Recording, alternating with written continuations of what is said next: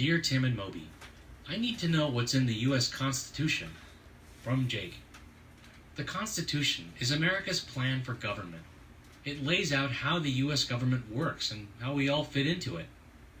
The framers of the U.S. Constitution tried to create a flexible way to govern that would take the country into the future.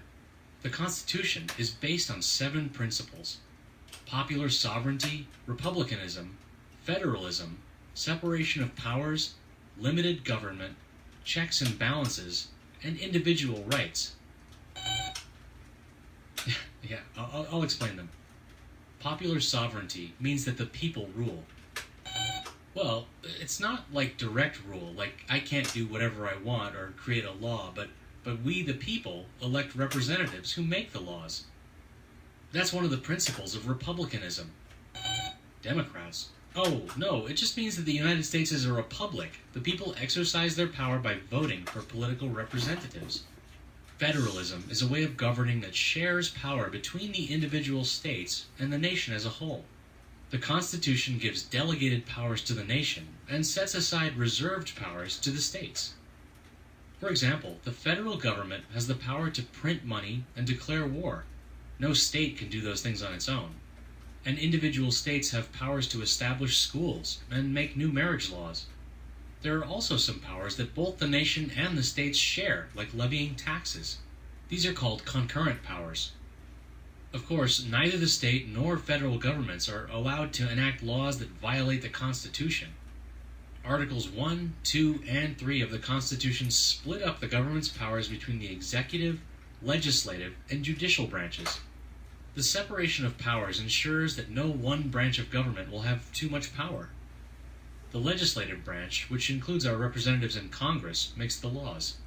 The executive branch, which includes the president, enforces the laws. And the judicial branch, which includes the court system, is in charge of interpreting the laws. A system of checks and balances makes sure that the branches of government work together in a way that makes sense. Congress passes a law, but the president can veto it. Even if the president says okay, the Supreme Court might come in and say that that particular law violates a principle of the Constitution. So, no one branch of government can do a whole lot without the okay of the other 2.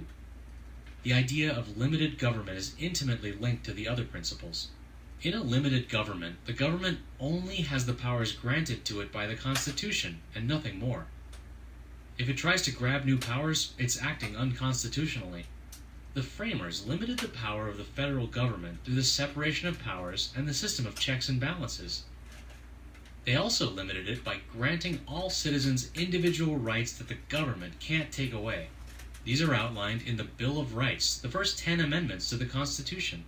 They include freedom of speech, the right to a jury trial, freedom of assembly, and protection against unfair searches. Well, that's the thing about the Constitution. Amendments can be proposed to it, and if they pass a very rigorous approval process, they can become part of the Constitution itself. The U.S. Constitution is a living, evolving document that can change with the times while still holding to the principles upon which the United States was founded. Whoa.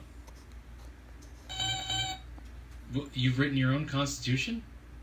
I think you're missing the point.